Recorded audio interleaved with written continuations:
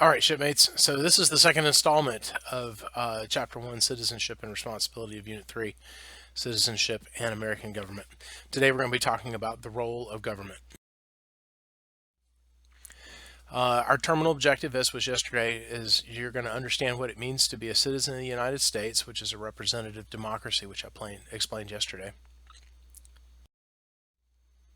We're going to discuss the role of government. All right, providence. Providence is the care, guardianship, and control exercised by a deity. That is the technical definition, but hey, you know what? If it wasn't for the Christian religion, nobody would know what providence is. So, providence is it basically means that God sovereignly foreordains whatsoever comes to pass. So it's all part of his plan. He planned it from eternity past, and anything that happens with a purpose. Classical republicanism is a theory that holds that the best kind of government is one that promotes the common welfare instead of the interests of one class of citizens. All right. That's also classical republicanism also has to do with representatives and where we elect representatives. We have a republic. We don't have a straight up democracy. A republic has in a republic, people democratically elect representatives who will go and represent them. Civic virtue is the dedication of citizens to the common good, even at the cost of their individual interests. Civic virtue. This sounds folks that sign up to go to war or sign up for the military are doing civic virtue.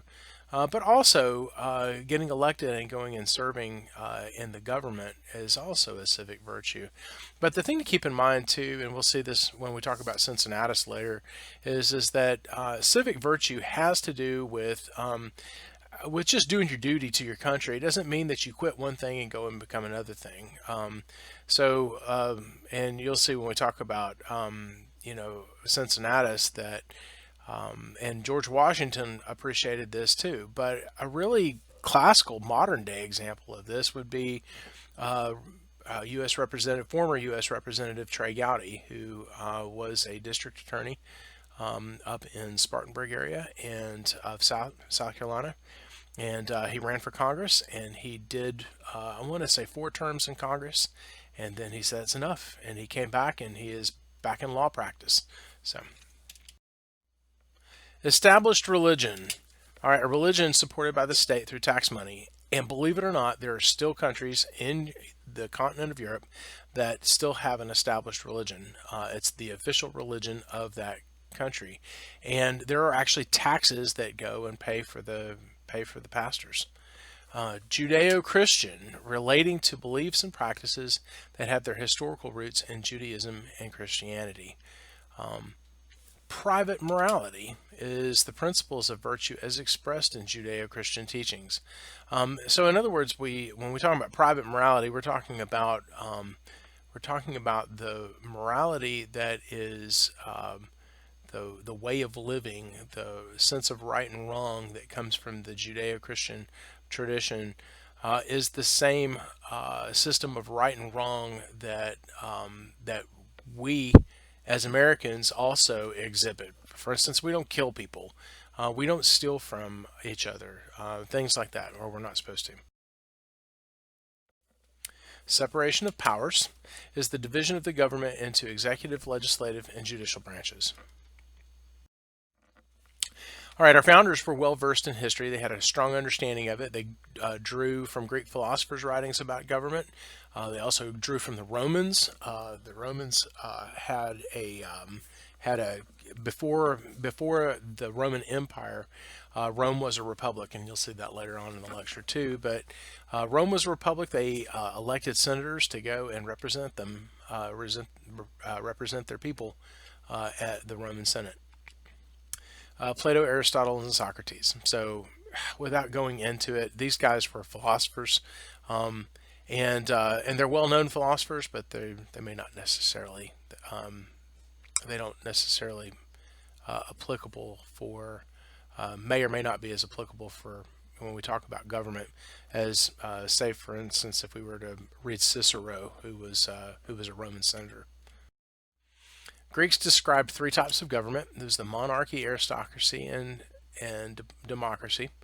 Monarchy is ruled by one. Aristocracy is ruled by several people. It's also called this would also be called an oligarchy too. And democracy, which is ruled by many. When we say ruled by many, again, we're talking about a representative government.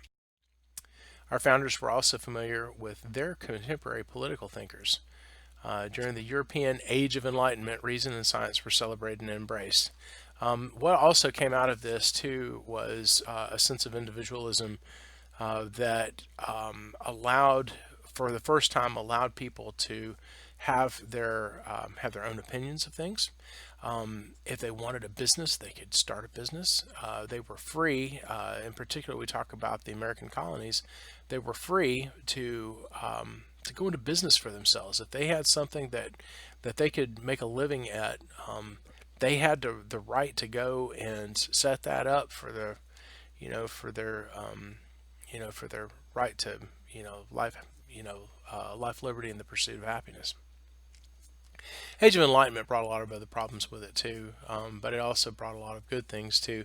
When we're talking about reason and science, we're talking, that's the age of Sir Isaac Newton and John Locke.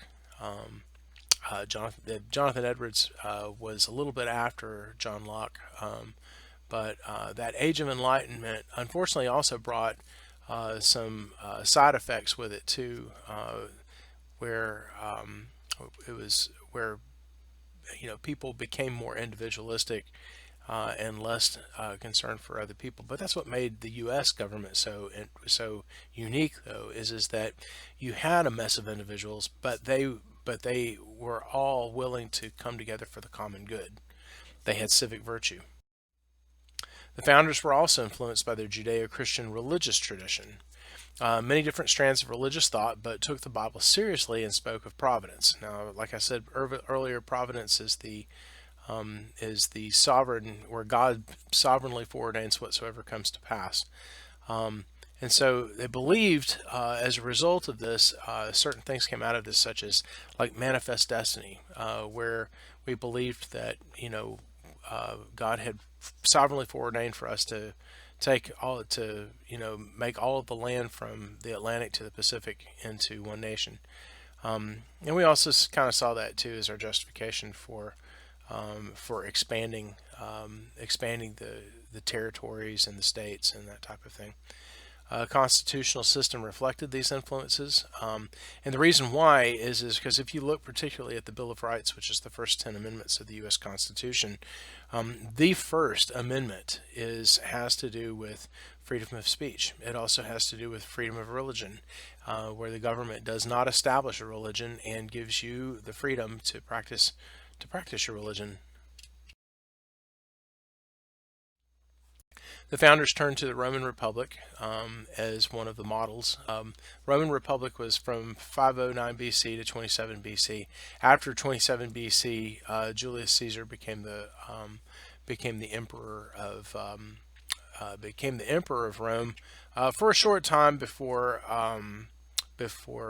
Augustus became, or Octavius became or Octavian, not Octavius, Octavian became the emperor. It lasted 500 years before the autocratic Roman Empire and set the model for classical republicanism, where citizens work together for the common good. And then also but remember that republicanism is a democratic society where we democratically elect representatives. All right, so republicanism has to do with representatives. Cincinnatus is known for embodying the idea of civic virtue, which he put a willingness to put public service ahead of making money or tending to his family. There's some truth to that, but he did go back to his farm. He returned to his farm after service as a Roman consul. So his civic virtue, he did his civic duty. He went and he served in the Roman Senate, and then after that, he returned to his farm and continued and let somebody else take a turn. Just like Trey Gowdy. And then also too, John Quincy Adams did the same thing too. John Quincy Adams Actually, the interesting thing about him is after he served as president, he was also a professional politician too. But after he served as the president, he went back. He got elected to Congress again. George Washington was said to have followed the example of Cincinnatus' service ethic. What he did was after George Washington had served as the president, he only served 2 terms, and then after that, he could have stayed as long as he wanted to, but he only served 2 terms, and then went back to Mount Vernon. Which, by the way, Mount Vernon, a little trivia for you. Mount Vernon was named after is named after the brother of Admiral Vernon, who was the admiral, the British admiral, who they called it, who invented grog. It was really kind of funny. So, anyway, but that's a little bit of trivia for you. The brother of old grog was the owner of Mount Vernon and sold it to George Washington. The American view to making classical republicanism work is civic virtue, moral education, small uniform communities. Now, civic virtue, we still have that today, but moral education, we don't have as much anymore. There's become more of a, it used to be when my father-in-law and when my dad was were in high school, 1 day a week, the different religious leaders around the area, the community, came to the school and gave moral education. They taught the Christian catechism, they taught Jewish catechism, they taught Catholic catechism, things like that. So now we don't have that anymore. The 20th century brought some pretty significant changes, and the government pretty much decided they didn't want religion in the schools. So as a result of that, we've lost a lot of the moral education because our morality, that our laws are set up at the foundational level, come from the Judeo-Christian ethic. And then small uniform communities. So the small communities all make the next level up of community, which makes the next level up of community, which eventually leads to a state, and then you end up with several states into one nation. All right. They favor small uniform communities where everyone knew everyone, no one was richer or poor, and everyone shared a common religion. So when everyone shared the common religion, you can have a small uniform community that doesn't have the same religion. It is possible. And if you looked at the state of Rhode Island, the state of Rhode Island was actually, before it was a state, it was a colony, but it was the first colony that was established with freedom of religion.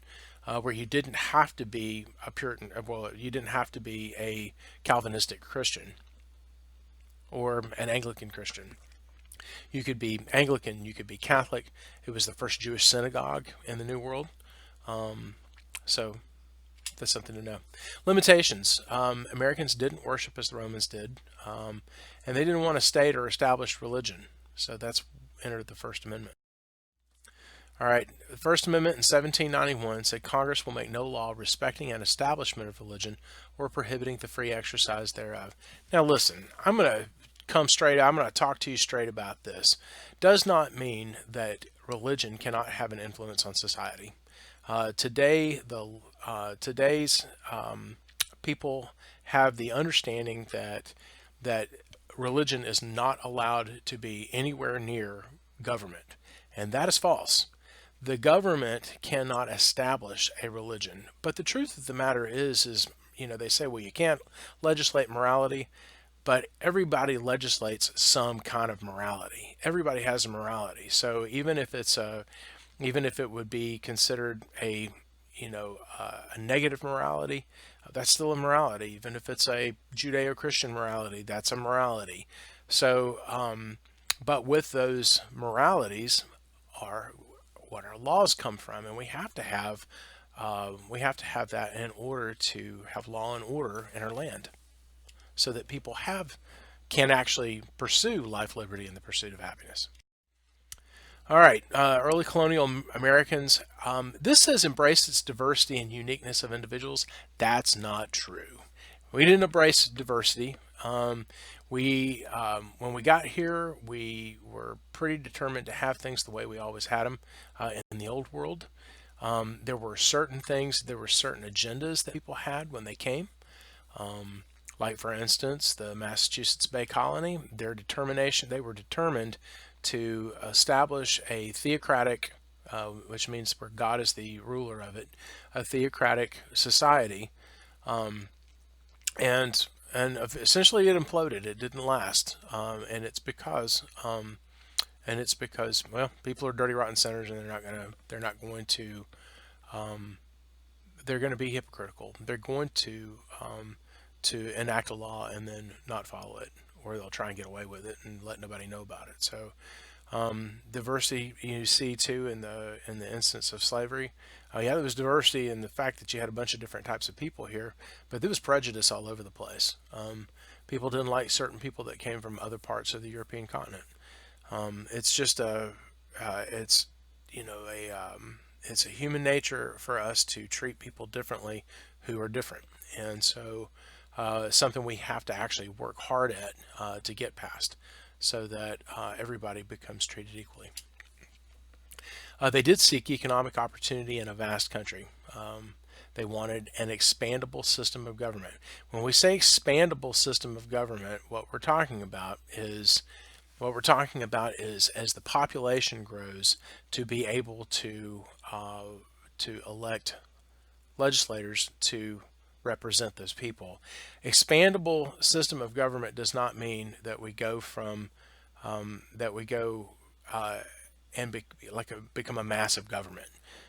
Big massive governments, a government, I think it was Gerald Ford that said that a government that's big enough to give you everything you want is also big enough to take everything you have. So that's some good words of wisdom. All right, Judeo-Christian heritage greatly influenced the founders. Private morality over public virtue. Private morality I explained earlier, and the public virtue is what they're trying to say here is that you kind of keep your morality to yourself, and that public virtue isn't necessarily important. Private morality dictates public virtue. So the people that you elect, the morality, you elect them because of what you believe they are.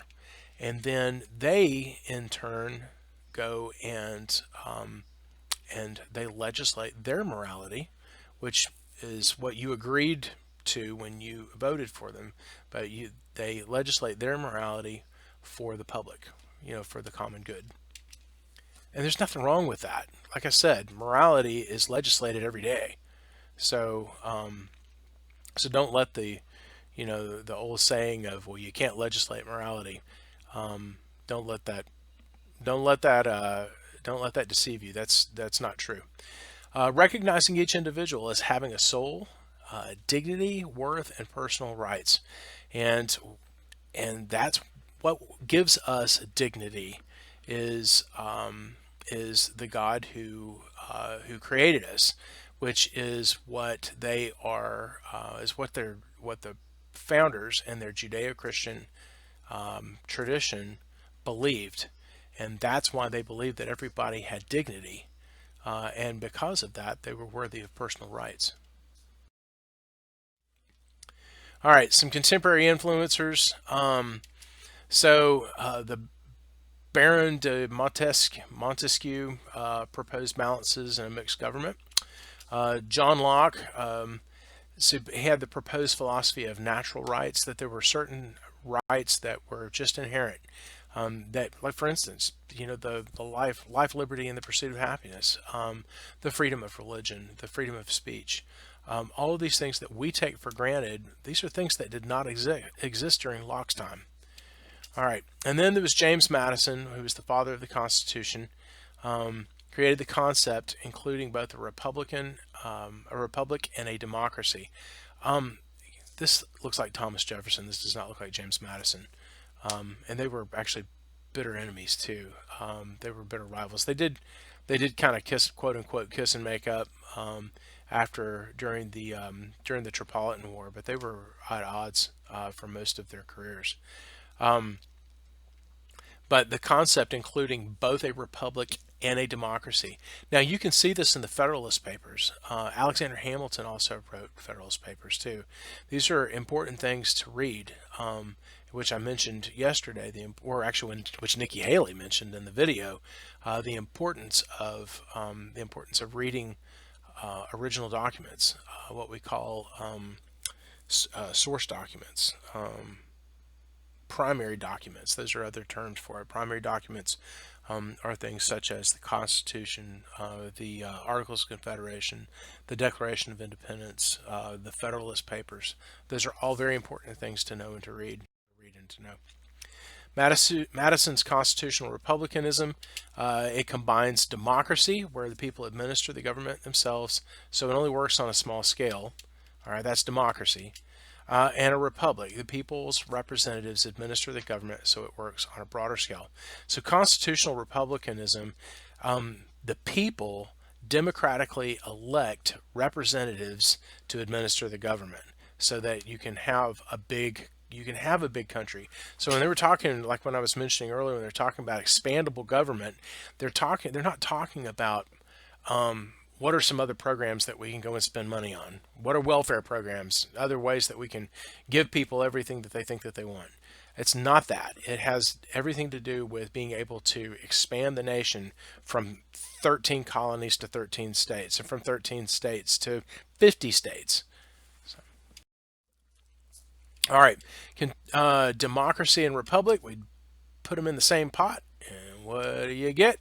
You get a federal constitutional republic, a government deriving its power from the people through elected representatives, while protecting the rights of the people with a series of written restrictions. Those written restrictions were the Bill of Rights that came, that were the first 10 amendments to the Constitution. Okay. Madison urged governmental support of citizens' civic virtue. So the government has to support people coming to work for it. Otherwise, nobody would want to do it. So the government supports people serving in the Congress, or serving as the president, or serving as judges, or serving in the military. It introduced systems of checks and balances, guaranteeing a separation of powers. So you didn't have the Parliament or the Congress ruling everything, or you didn't have the executive branch ruling everything. So what happens is the way this thing is set up is beautiful. The Congress, if they think a law needs to be passed, then what they do, the people will contact their congressman. They'll say, I think a law needs to be passed. And then the Congress will debate it. And then once they debate it, then they'll vote on it. And then, and that's at the House of Representatives. After they vote on it, then it goes over to the Senate. And then the Senate votes on it, debates it and votes on it. And then if they pass it on the same bill, then it goes to the president. And the president signs it saying that he'll enforce that law. Now, if later on it comes up, somebody has a problem with it, then they can take it through the judicial system. And then a problem with that law, they can take it through the judicial system and it can go as high as the Supreme Court. And once it reaches the Supreme Court, whatever decision they make, which keep in mind that the Supreme Court of the United States, their job is to interpret the Constitution. And the problem is that essentially since the late 60s, the Supreme Court has not just been interpreting the Constitution, but they have also been what we call legislating from the bench. In other words, they are kind of like what Nikki Haley was saying is when she was talking about we can't take a modern meaning and apply it to the traditional, to what the founders were thinking. We can't apply that to that. There's a system in place to change what if they don't agree with the founders said, then they have to legislate it. Okay, then they legislate it, and then if people don't like the legislation, then it works its way up through the judicial system until the Supreme Court says yeah, it's constitutional, or no, it's not constitutional. Or they may bump it back down to a lower court and say, this isn't a constitutional issue. It's not under our purview. All right, the result of various influences and schools of thought was our United States Constitution. As an heir to this constitutional system, your rights are ensured. You have a responsibility to protect them for yourself and others. When I joined the military, I took an oath to support and defend the Constitution of the United States against all enemies, foreign and domestic, and that I would bear true faith and allegiance to the same. All right, armed forces have a special responsibility for defending the United States, but not the sole responsibility. Remember the Nikki Haley video? She said that you are the one who can arrest the misuse of our governmental system and restore it to what the constitutional framers intended it to be. Occasionally, ordinary citizens step up to the extraordinary challenges to protect the country. This was so you see these two men hijacked a commercial aircraft. Actually, there's four people here. The two question marks are two other people. They don't know who they were, but they hijacked a commercial aircraft and turned them into guided missiles. Two planes destroyed the World Trade Center. A third plane hit the Pentagon, and there were 3,000 deaths in this. Passengers on United 93 used their cell phones and learned about the World Trade Center attacks. They decided to take action to stop the hijackers, and that was Flight 93, which we talked about yesterday. These heroic passengers didn't say, "It's not my job." They didn't wait. They made the ultimate sacrifice for their country. Their plane crashed, and they all died. But they kept that plane from, that plane was intended to go to the White House, and they kept that plane from crashing into the White House. So,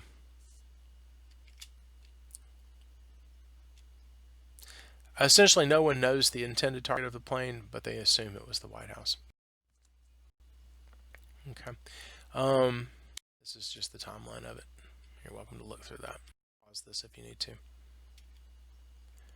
All right, the pilot's objective crashed his airliner into symbols of the American public, and he was defeated by the unarmed, alerted passengers of United 93. The nation owes a debt to the passengers of United 93. Their actions saved the lives of countless others and may have saved either the U.S. Capitol or the White House. Our federal constitutional republic was developed to encourage people to act as civic-minded good citizens. Inherent in citizenship are rights and responsibilities that should not be taken for granted. Hey folks, you've got a responsibility. You have a responsibility for the care of your government, for the care of your nation. We will not always have our freedoms. I hate to say that, but we will not always have our freedoms unless people are willing to step up and serve, to exhibit civic virtue, and ensure that our Constitution is kept according to the original framers. That if the Constitution needs to be changed to keep up with the times, that it's done through the Congress and it's done through the system and the Constitution, which allows amendments to be made. And it's happened. We've had several amendments throughout history, the history of our nation, that have changed the laws of our land. But that's the way it's supposed to be done. So.